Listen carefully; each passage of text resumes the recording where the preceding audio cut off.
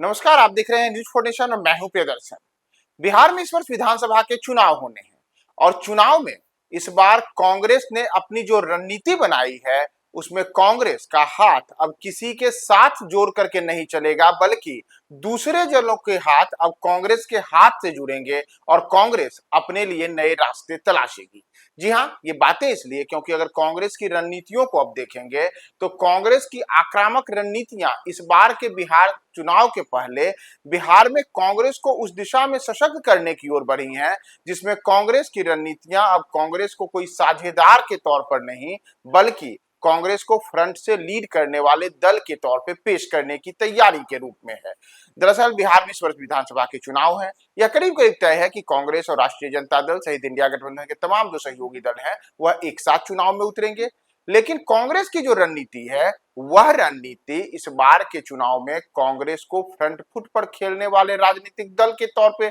बिहार में पेश कर लिया जा रहा है। क्यों? तो क्यों पर अगर आप आएंगे तो इसका बड़ा कारण है कि कांग्रेस फिर से बिहार में वर्ष 1980 के दशक वाला प्रदर्शन चाहती है कि जिस दौर में कांग्रेस बिहार में सबसे प्रमुख दल हुआ करती थी। हालांकि बाद के वर्षों की अगर आप बात करेंगे तो वर्ष 1995 में जब लोकसभा विधानसभा के चुनाव हुए थे तो उस चुनाव में कांग्रेस को जहां 29 सीटें मिली थी, वहीं वर्ष 2000 के चुनाव में 23 सीटें पर भी कांग्रेस सिमट गई। वर्ष 2010 में जो दो चुनाव हुए फरवरी में और अक्टूबर नवंबर में, उसमें तो कांग्रेस की स्थिति और भी बुरी हुई थी, जब कांग्रेस फरवरी वाले चुनाव में केवल 10 सीटें जीत पाई थी और अक्टूबर 2005 वाले चुनाव में 9 सीटों पर सिमट गई थी। उसके बाद कुछ स्तर पर वर्ष 2000 जब 10 का चुनाव आया तो उस चुनाव में कांग्रेस को उम्मीद थी कि हम कुछ बेहतर करेंगे, लेकिन विधानसभा चुनाव 2010 के दौरान भी कांग्रेस केवल 4 सीटों पर सिमट गई थी। लेकिन 2015 के चुनाव में कांग्रेस ने बिहार में एक बेहतरीन प्रदर्शन करके दोहराया और 27 विधानसभा की सीटें जीतने में सफल रही।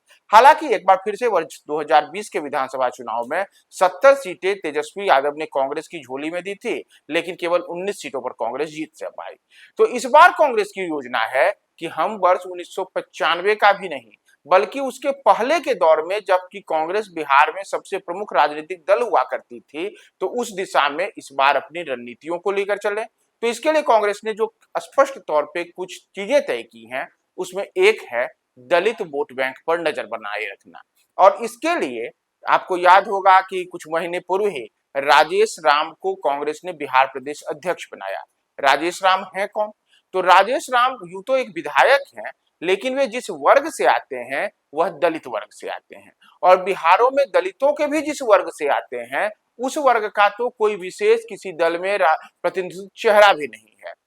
और ऐसे में अगर आप देखेंगे तो राजेश राम के कांग्रेस बिहार प्रदेश कांग्रेस अध्यक्ष बनने के बाद से दलित वोट बैंक को कांग्रेस अपने साथ सशक्ति से जोड़ने के लिए कई योजनाएं भी शुरू की हैं। जैसे कांग्रेस ने कई ऐसे अभियान चलाए, कई ऐसे सम्मेलन किए जिसमें दलित वर्गों को अपनी ओर लुभाने के लिए, उनके लिए कांग्रेस को ही सबसे बड़ा उनका हितैषी बनाने को लेकर के कई तरीके की घोषणाएं हुई। और इन तमाम चीजों में चाहे हम संविधान बचाओ जो सम्मेलन हुए उसकी बात करें या अन्य तमाम चीजें हुई, उसमें स्पष्ट तौर पर देखा गया कि दलितों को आकर्षित करने को और दलितों को नेतृत्व देने को लेकर के कांग्रेस ने जो रणनीति बनाई है उसका बड़ा असर दलित वोट बैंक के ऊपर पड़ सकता है। ऐसे भी अगर आप बिहार में दलित वो की कुल संख्या को देखेंगे तो दलित वर्ग की कुल संख्या जातीय गणना जो बिहार में हुई थी उसके अनुसार करीब 19% है, यानी कि बिहार की 19% आबादी दलित वर्ग की आबादी है। तो एक बड़ा वोट बैंक भी इनके साथ ही है। इतना ही नहीं, अगर बिहार में कुल आरक्षित सीटें देखेंगे, यानी कि जो एससी और एसटी वर्ग के लिए आरक्षित सीटें होती हैं,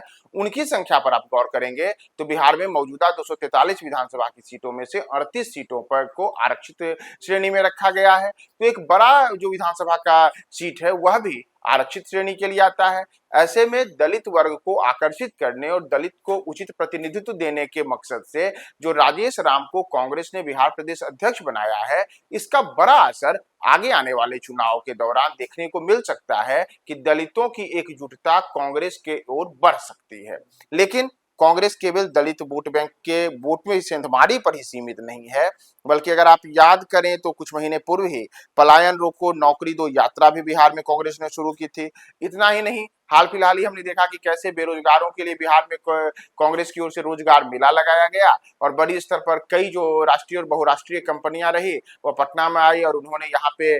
युवाओं को नौकरी देने को लेकर के कई अहम घोषणाएं की और कई बेहतरीन तरीके की उन्हें पेशकश भी की गई। कई लोगों ने उस पैकेज का लाभ भी लिया। तो चाहे पलायन रोको और नौकरी दो यात्रा हो या फिर बिहार में बेरोजगार मेला लगाना हो, यह स्पष्ट रूप से बिहार के उस युवा वर्ग की ओर आकर्षित करने का कांग्रेस की योजना है जो युवा माना जाता है कि देश में सर्वाधिक युवा वर्ग वाला जो राज्य है वह बिहार है और बिहार पूरे देश में सबसे ज्यादा युवा वर्ग की आबादी वाला राज्य है। तो इस युवा वर्ग को अपनी ओर आकर्षित करने के लिए ही कांग्रेस के पलायन रोको नौकरी दो यात्रा हो या फिर रोजगार मेला हो, ये तमाम चीजें दलितों से लेकर के युवाओं तक को अपनी ओर आकर्षित करने के लिए कांग्रेस ने लगातार प्रयास किए हैं। इतना ही नहीं, अगर आप गौर करें तो इस वर्ष के आरंभ से ही राहुल गांधी लगातार बिहार पर नजरें गड़ाए हुए हैं और बिहार में कई ऐसे दौरे उन्होंने किए हैं और कई ऐसे मुद्दों को उठाया है जो हाल के समय में किसी अन्य नेता ने नहीं उठाया था। जैसे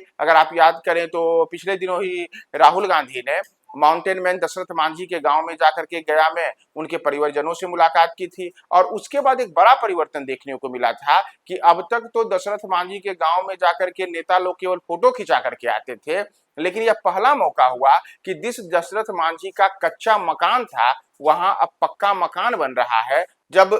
राहुल गांधी दशरथ मांझी के लिए जाकर के काम कर सकते हैं तो फिर वह दलितों के लिए भी इसी प्रकार से अन्य तरीके से काम कर सकते हैं। इसके साथ ही साथ संविधान बचाओ या फिर समाज के वंचित वर्गों के लिए जो तमाम तरीके की बातें राहुल गांधी हालिया समय में करते रहे हैं, इसका बड़ा असर भी आगे आने वाले समय में बिहार में पड़ सकता है कि राहुल की बिहार की सक्रियता यह दिखा सकती है कि राहुल गांधी बिहार में न केवल सक्रिय हैं बल्कि कांग्रेस को फ्रंट फुट पर ला करके खेलने को लेकर के तैयारी भी कर रहे हैं। इतना ही नहीं, अगर आप देखें तो हाल फिलहाल ही कांग्रेस ने एक अभियान चला रखा है कि बिहार में जिस प्रकार की जो अपराध की घटनाएं होती हैं तो उन अपराध की घटनाओं को लेकर के नीतीश सरकार को घेरते हुए गुंडा राज, और ये गुंडा राज जो है यह कांग्रेस ने हाल के समय में लगातार उठाया है कि बिहार में गुंडा राज एक मुद्दा है। जैसे हत्या, अपहरण, बलात्कार, इसी प्रकार के जो अन्य जघन्य अपराध होते हैं, चाहे वह आम लोगों से जुड़े हो, चाहे वह महिलाओं से जुड़े हो, चाहे वह अन्य किस्म के व्यापारियों की हत्याएं हो, तो इन तमाम चीजों को लेकर के कांग्रेस ने नीतीश सरकार को गुंडा राज के तौर पर पेश करते हुए और नीतीश के सुशासन पर बड़ा सवाल उठाते हुए गुंडा राज सरकार के तौर पर नीतीश के कामकाज को पेश किया है और यह सीधे सीधे राज्य की कानून व्यवस्था और बढ़ते अपराध पर निशाना है। इतना ही नहीं, कांग्रेस ने हाल के समय में यह भी दिखाया है कि कैसे जो मतदाता सूची के पुनरीक्षण का काम चल रहा है यानी कि एसआईआर, उस एसआईआर को भी लेकर के आक्रामक रही है। आप याद करें कि राहुल गांधी बाकायदा दिल्ली से पटना आए और पटना की सड़कों पर उतर करके उन्होंने एसआईआर के खिलाफ प्रदर्शन किया। पटना में उनके साथ बड़ी संख्या में कांग्रेस के कार्यकर्ता उतरे थे और पिछले कई वर्षों में यह पहला मौका था जबकि राहुल गांधी ने इस प्रकार से पटना की सड़क पर उतर करके प्रदर्शन किया और शायद यह पहला मौका था जब कांग्रेस का कोई इस शीर्ष नेतृत्व का नेचर पिछले 3 दशकों में यानी पिछले 30 वर्षों में बिहार में आकर के पटना की सड़क पर आकर के इस प्रकार का प्रदर्शन किए हों। तो राहुल गांधी की यह सक्रियता और खास करके एसआईआर को लेकर के उन्होंने जो तमाम लोगों के लिए एक यह संदेश दिया है कि आपका नाम कट सकता है वोटर लिस्ट से, इससे बड़ा नुकसान हो सकता है, लाखों मतदाताओं को इससे वोटर लिस्ट से हटाया जा सकता है। तो ये तमाम चीजें चाहे वो दलितों को आकर्षित करना हो, युवाओं को आकर्षित करना हो, राहुल गांधी की सक्रियता हो, इतना ही नहीं चाहे जो एसआईआर का मुद्दा हो या फिर अन्य तमाम मुद्दे हो, इन तमाम मुद्दों को लेकर के आम जनों की बात करते हुए और आम लोगों से जुड़ाव स्थापित करने की योजना के तहत कांग्रेस का यह बड़ा अभियान है और इस अभियान की एकमात्र कोशिश है कि हम बिहार में प्रभावशाली भूमिका में आए। तो अब देखना महत्वपूर्ण होगा कि कांग्रेस कितने प्रभावशाली भूमिका में आती है और इस प्रभावशाली भूमिका का असर आगे आने वाले चुनावों पर किस दिशा में जाता है। हम आपको तमाम अपडेट्स बताएंगे, बने रहें न्यूज़4नेशन के साथ।